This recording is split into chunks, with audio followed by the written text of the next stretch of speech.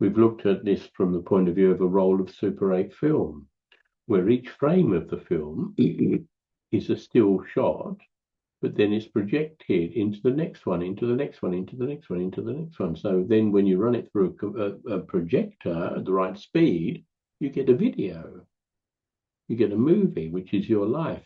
But break it down into moment by moment and see how each moment creates the next moment. Again, based on judgment, based on addiction to an established way of being. The established way of being may be a fairy story, but you're still giving energy to it on a moment by moment basis. And if you remain unconscious, meaning the shadow is still very much responsible for creating your moment by moment reality, your comfort zone, your acceptance, your fears, your judgments, your blames, whatever, continue to show up. Bring yourself into the moment by embracing the shadow. You do that by accepting all phenomena now, without exception. At the moment, we can say, well, to whatever degree you're able to embrace. But once you start that ball rolling, then it's going to gather momentum. It's going to get easier and easier. And of course, as it gets easier, coincidentally, it must mean that the shadow itself is being accepted and embraced. Life becomes easier, more effortless. It requires less judgment about going here, going there. It's not about you becoming conscious of stopping judging, because when you start to accept, judgment itself will collapse, won't be an issue. But as I've said many times, don't believe a word I say. Try it for yourself. It's the only way you're going to really understand what I'm talking about.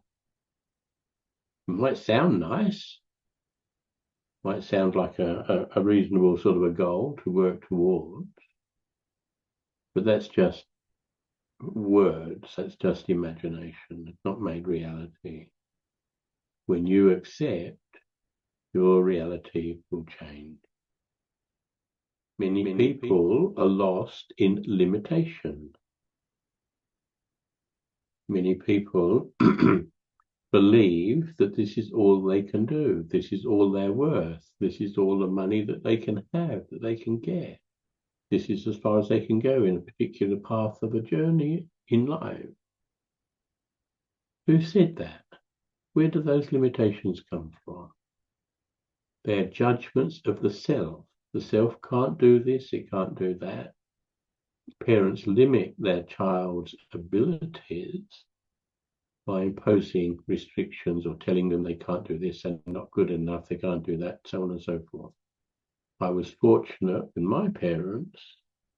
They never set limits on what I could do. And so I've been able to do all sorts of things in this time on this planet. That was me, that was my karma, I guess. Some people have had a lot of limits imposed upon them, but it's like even those limits are just stories that we continue to tell ourselves. I can't do this, I can't do that, I shouldn't do this, I'm not good enough for that, I shouldn't go there, I'm not accepted. Story, story, story, story, story. Don't fight the story, accept the story. Accept it with as much grace and equanimity as you possibly can. It might be difficult at first because speed bumps are going to keep showing up, but you accept the speed bumps. And then everything will start to collapse. But it'll collapse from an inner state, so you won't be fighting to stop judgment, you won't be fighting to stop blaming self or others.